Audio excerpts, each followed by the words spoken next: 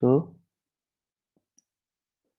switching characteristic, or you can say it is a time domain behavior. So when we do analysis, basically any circuit, any circuit if you draw, there are three types of analysis we do. One is called DC analysis. Okay. Another is called your AC analysis. And third is called your transient analysis.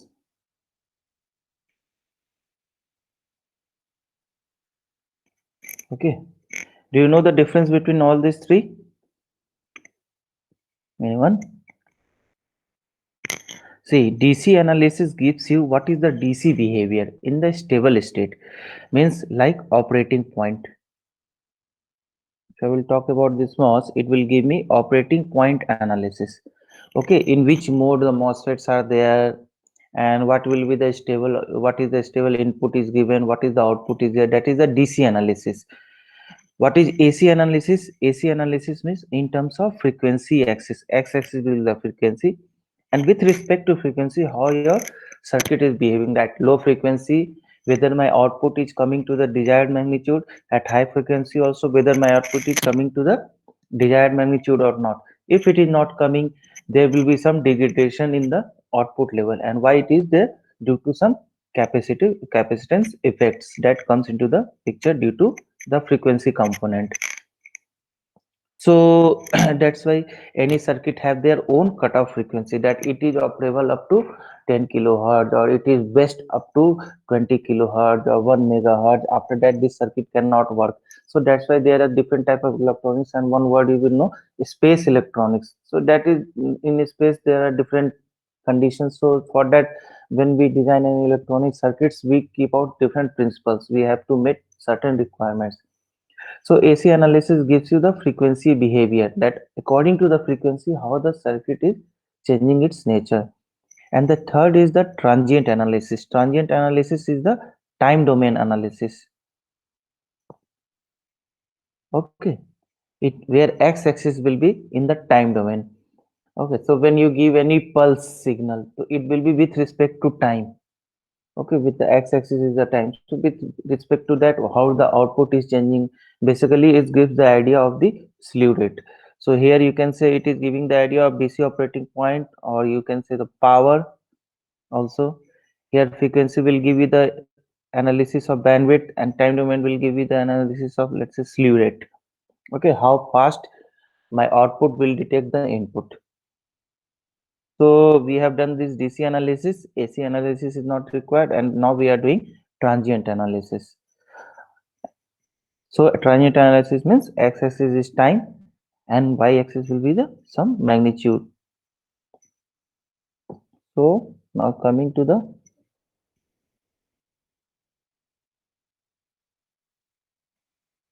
so this was your PMOS, and this is your NMOS. In your NMOS, here V in is applied, and here V out is applied. Fine. Now let's assume this inverter is trying to drive another inverter. Okay, somewhere other, if you have heard about fan out, the same concept here. This is driving some other inverter with the same concept here, going some logic is there and so on. So if it is driving another inverter, then what happens? Whatever the capacitive load will be seen here, let's say here some capacitance is found, and the name is CINT, because we are not attaching any load, so we are naming as C internal capacitance. And whatever capacitance will be formed at this node due to the this some, maybe some parasitics will be there. So let's say it is somewhere equivalent is your at the input is CG. Similarly here also some CG will be there if no external capacitors are used. Here C internal, CG and CG. Now what are these C internal and CG? So this C internal and CGs are nothing but your parasitics. Okay, how? Like this is a PMOS. So in PMOS, what about the bulk terminal? So bulk we are saying, the body we are saying it is connected to the supply. Okay, so let us connect this to the, so this is connected to the supply and this bulk is connected to ground. Now what are the parasitics? We will write here. So now this is your drain end, this is your source end, this is also your source end. So the captions, the number one captions from the drain point we will see. So with respect to PMOS, one captions will be there. Name will be C drain to, this is a body terminal, let's say it is a B. So drain to bulk of PMOS. Now again from here from bulk and this is source. So again one caption will be there between these two. The name will be C source to bulk of P. Okay. Now any captions will be there from the gate to drain. Yeah, of course there will be because of the oxide layer. So the name of captions will be here C gate to drain of P and here between source and gate there will be one caption. So the name will be C gate to source of P. So total 4 parasitics I have drawn. Similarly will be the case for the NMOS. We will get here one caption that will be C gate to drain NMOS. Here will be C gate to source of NMOS and then from here to here it will be C drain to bulk of NMOS and from here to here it will be C source to bulk of NMOS. Okay, so these are the possible value of the capstans parasitics which will be here. So till this point is clear. Now we know this is your VDD supply and this is your ground. So what will be the effect of this is VDD, this is VDD. So in between this, it is at the same potential. So this capacitance will not play any role. Okay, this will be neglected. Here this is ground, this is ground. These both are ground. So this also will not play any role. This will be grounded. Now assuming V in is low, means V in signal here is a pulse, it is at low, then what will be the effective capacitance at the C internal? Okay, so what will be that capacitance? Yeah, let's say first we will write C internal, then we will look for the internal capacitance and the names I will write here. C source to bulk, C source to bulk of either N or P. The name of this type of capacitance is called your PN junction capacitance. Okay, the name source to bulk of N or P is your PN junction capacitance. However, here since here VSB is there, but since VSB is 0, so it is neglected in this case. Then the second capacitance is gate to drain of gate to drain and gate to source of both N or PMOS. In this case, these two capacitances are called your overlap capacitance. So if you remember your recall your structure, there was a overlapping of the channel length. Due to that overlapping, these capacitance are formed gate to source and gate to drain. So the name is overlap capacitance. Then C drain to bulk and C source to bulk. These two capacitance are called your junction capacitances. Okay, and then effectively CG, when we calculate this CG, so this CG is nothing but your oxide capacitance. and which is getting the the majority of the magnitude when it is in the cutoff mode. And what is C internal then? C internal is the parasitic,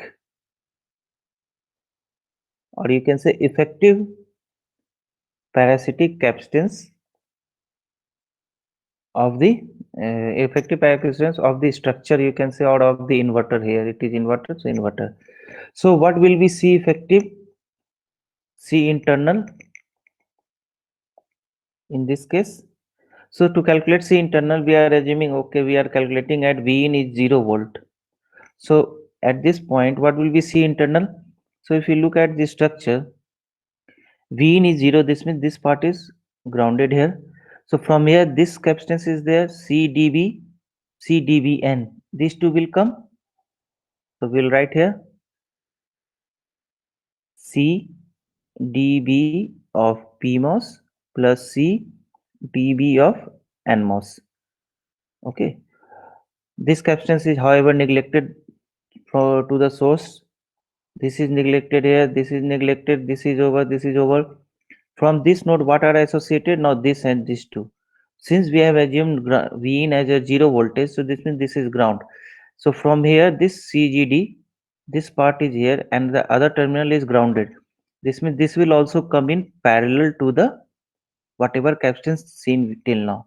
So this will come in parallel. Parallel means it will add to this one, that will be CGD of P, plus similarly CGD of N also will come in parallel. So CGD of N. Okay. Plus. So we are calculating here effective capacitance as C out. So we will not write C internal. Let's we write here C load. Okay. And parasitic also I will change the definition. Parasitic, instead of parasitic, I will say C internal is the wiring capacitance. Okay, since it is a wire, so this will introduce some effective capacitance. So that is your C internal. So from the drain end, we have calculated all the capacitance which are possible values. What about this value? This is grounded here, and this is grounded. So again, this will be neglected, CGSN, and this is grounded here, and this is DC supply. So if we are doing and taking DC as a ground, so this also will be neglected. So we are left out with only this equation of the capacitance, and in addition to that, C internal and CG will come into the equation. So this is the effective load capacitance of the inverter when the input is in the low condition. Okay, so what we see here, when we go for the analysis of parasitics, we see these are the major capacitance which will affect the performance of the circuit. So I can design this equivalent circuit where the parasitics was shown. Now I will design an inverter where I will say that here I have applied V in and here is V out, and here is the capacitance associated CL, and this CL is nothing but what will be the value of this CL? This is connected to VDD, this is connected to ground. So this CL is nothing but your this value. Okay, so this means if you are not attaching any capacitor, doesn't mean that there is no capacitor. So this is the capacitance which are getting charge and discharge in the inverter case under no capacitance attached. If I apply any CL from the externally, if I apply any capacitance, that will come in parallel to this one. So let's say if you apply CL1 at V out terminal, so what will happen, this CL1 will come in parallel to the CL, so that will be attached here. Okay, that will come in parallel. And if we put CL as a high, let's say now when we do analysis, these are the parasitics, and in order to estimate what will be the parasitics, it is very difficult to predict the accurate value of the parasitics because this is changing with respect to frequency. So how to do analysis? So what we do, we apply externally some some capacitance to the output terminal. So let's say if I apply CL1 capacitance as a load, Okay, and I say CL1 is nothing but 1 picofarad of capacitance, and this is giving me some nanofarad of capacitance because these are parasitic. So what will happen? Effective output capacitance will be how much? Effective C out will be nothing but both will come in parallel, that is Cl plus Cl1. So what will it will result in? Since this is of high magnitude picofarad, so this will be dominated by 1 picofarad, and effectively we'll see here 1 picofarad. So whenever we do analysis, then we assume, okay, with respect to 1 picofarad we are doing the analysis of this circuit. Okay, so this way we overcome this parasitic estimations. But if you are not applying any external load, then also there will be the capacitance which will be getting charge and discharge, and that value of capacitance is given by this one. So this is the rough estimation of the capacitance seen to the output terminal of the MOSFET. Okay. Now comes the charging and discharging time calculations. So there are two types of charging. There are two types of delay. So what type of delay is? Either we can go from high to low of the output, or we can go from low to high. So high to low means pull down network is working, and low to high means pull up network is working here. So this, so now we will assign some values, some variable name. Number one delay is called your TPHL. So P is the propagation delay and high to low is the transition. So TPLS name is high to low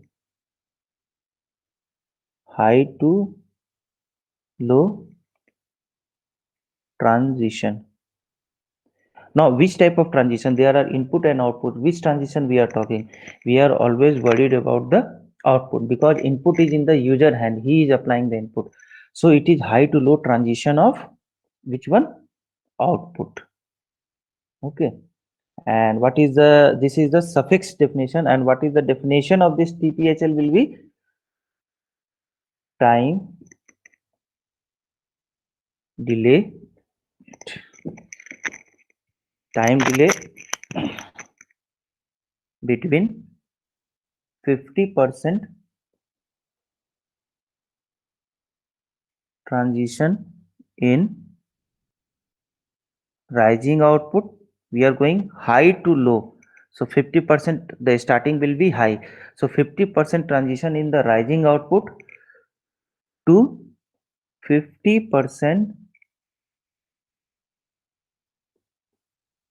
transition in falling output. Okay, sorry, here not output, input, because it will go high to low when the input becomes high. So after 50%, if you are assuming the ideal inverter, after 50% it will get, in the input will get the value of greater than VDD by 2, and that time we can say it is in the logic 1 condition. If we are assuming ideal inverter, so after 50%, if 0 to VDD is the swing, so after 50%, V 50% will be nothing but VDD by 2. So after this we say it is a, this is logic 1 and this is logic 0. So after 50% transition in input, the input will be considered as logic 1, and when input is 1, then only the output will go from high to low. So it is the difference between the 50% transition in rising input to the 50% transition in falling input. Why 50%? After 50% only we can start our statement that it is in the off state or on state. So this is for the high to low. Now similarly, the definition of TPLH. What should be the definition of TPLH? Is low to high transition of which one? Output, and the definition will be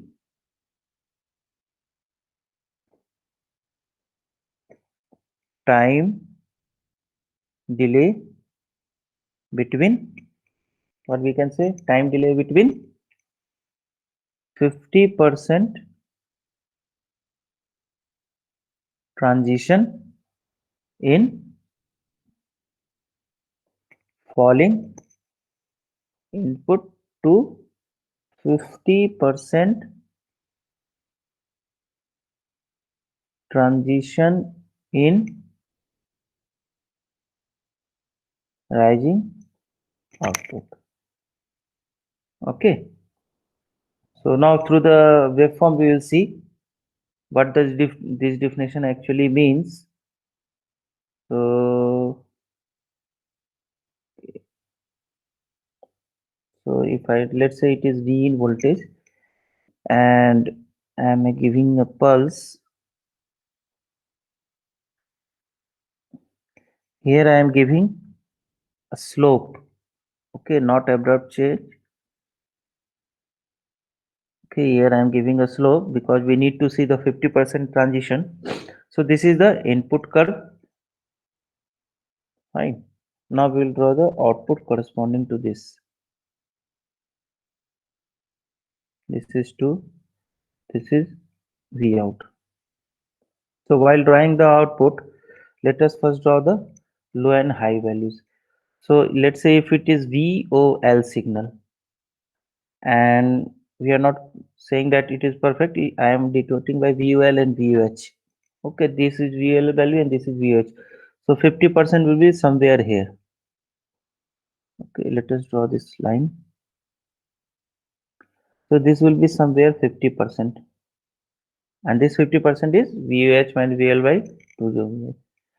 And this 50% I will draw as a vertical. This one I will draw here. This also I will draw a vertical line here. This one also I will draw a vertical line here. So now since here input is low, this input is low, this means at this point what will happen? My output will be high. So let's say, let me change the color.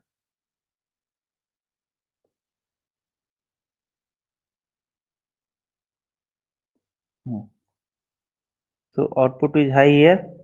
Okay. Now till the input reaches 50%, my output will be retaining almost its position like high only in the VOH position, because still the input has not gained the sufficient value to make the output low. Now when it reaches to 50%, now definitely there should be some transition. Now it is because the input is going towards the logic one. So the output will start decreasing. Now since in the output there are some capacitance, so it will not decay very fast, but it will having a non-zero slope, and slowly it will decay like this. Slowly it will go and it will reach here. This one it reaches here. So here input was high, output is low. Fine. Now till the input reaches here, what will happen to the output? It will retain the position, and once input is going low, so output will start rising, and slowly, sorry,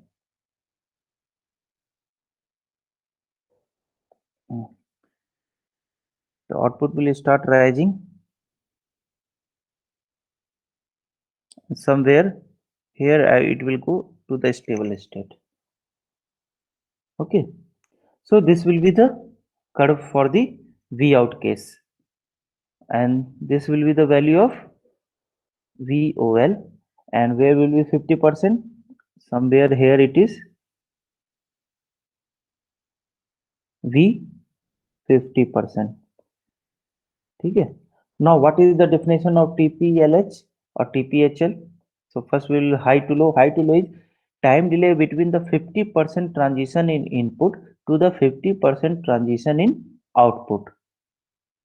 So 50% transition is input. So 50% transition is where? Here. So from here, this is nothing but here. So 50% transition input to the 50% transition in output is here. So this means from here to here, if we draw a line here, and this is 50% input line is here. So this to this line is nothing but, the name is TPHL. Okay. So this analysis of which curve will give me the analysis of this one is not visible, pink color. So this is the area of interest for us. Okay.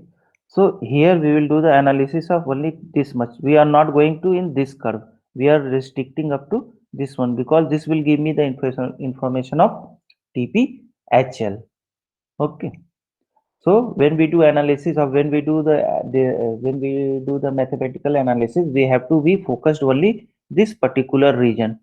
And why I'm saying in this particular region, because when we move to in this the bottom region, again there will be change in the mode of MOSFET operation. So we have to be very clear that we are doing analysis in which part of the graph. Now coming to the second, TPLS. TPLS says high to low transition, 50% transition in falling input to 50% transition in rising output. So 50% transition in falling input is this curve. So from here down here is this one. So from here to the 50% is till here. So our interest is up to this one. So this is the area which we have to focus. So this is called your this to this line. So this will be your TPLH. Okay. So we are not bothered about the upper curve here. We are bothered only up to bottom curve. So this is my interest, and here also this is the interest. And why these two are required? Because when we do analysis, you will see the MOSFET behaviors are changing in all the regions of this curve. As you have seen in the VTC curve, this is also nothing a VTC. If you recall up to this one, from here to here, it's nothing like looking like a VTC. See, this is nothing but VTC curve. So the MOSFET region is changing here. So that we will see when we do analysis.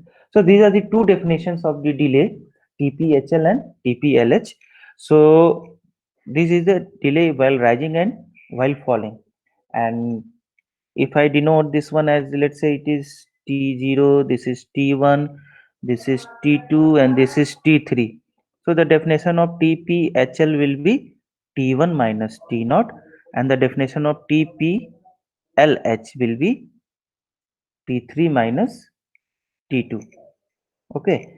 And total propagation delay. What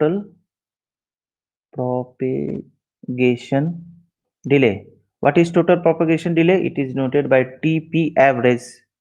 So TP average is nothing but given by the average of these two, that is TPHL plus TPLH divided by 2. Okay. And what will be the definition? This is the mathematical. What is the definition? Definition is time required for input signal to travel through inverter.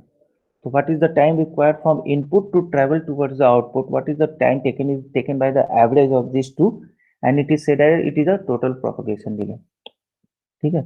Now apart from this, there is two more delays named as, the name of those two delays is not, you can say delay, but it's the time, the delay time. It is a rise time and fall time. And these keywords are not new to you.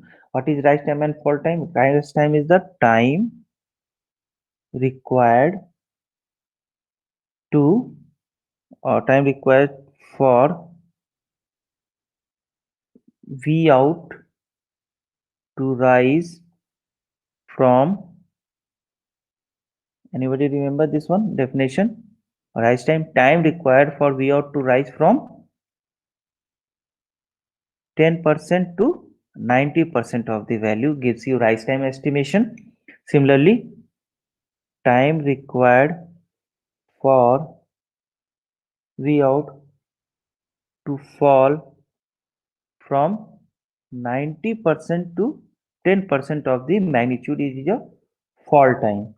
So, so in this graph, where will be the rise time and fall time?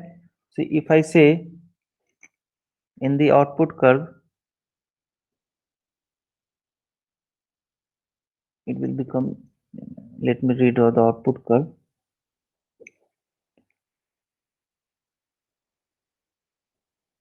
I am redrawing that output curve in order to show you rise and fall time. So this is the curve, like this way it went, and then slowly it rise and it went like this. So the time and V out max.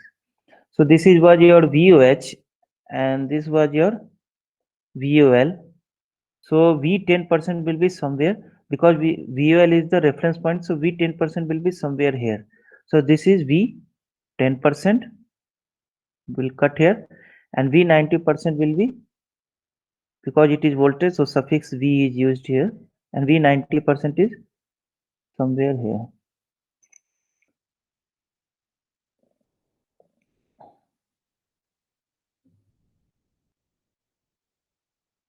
V 90% and V 10%.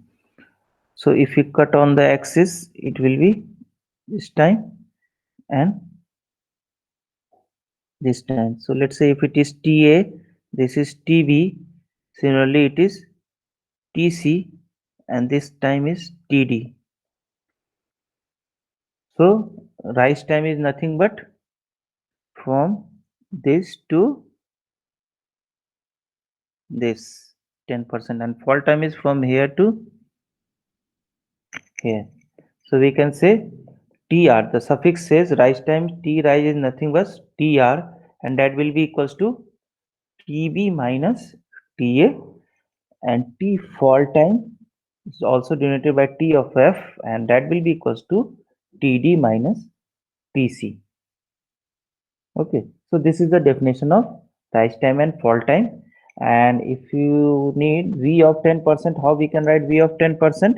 We can write as, you see, from this is the zero value. So from zero, there is first the reference is VOL. So VOL will exist here plus 10% of the swing. What is swing? VOH. The swing is nothing but VOH minus VOL. This is the output swing, and output swing 10% means multiply by 0.1. So this is your V of 10%, and similarly V of 90%. How we can write? V of 90% means again 90% is here. So from ground, always we measure the potential with respect to ground. So from ground, your VOL is the minimum voltage that will be there, plus what is the swing? VOH minus VOL is the total swing. In that 90% is 0.9. Okay. So this will be the V of 90% calculation. So these are the possible times which we will see when we do the analysis. Okay. Now comes, once we are aware of what is rise time, fall time, what is TPLH and what is TPHL. Now we come to the calculation of delay.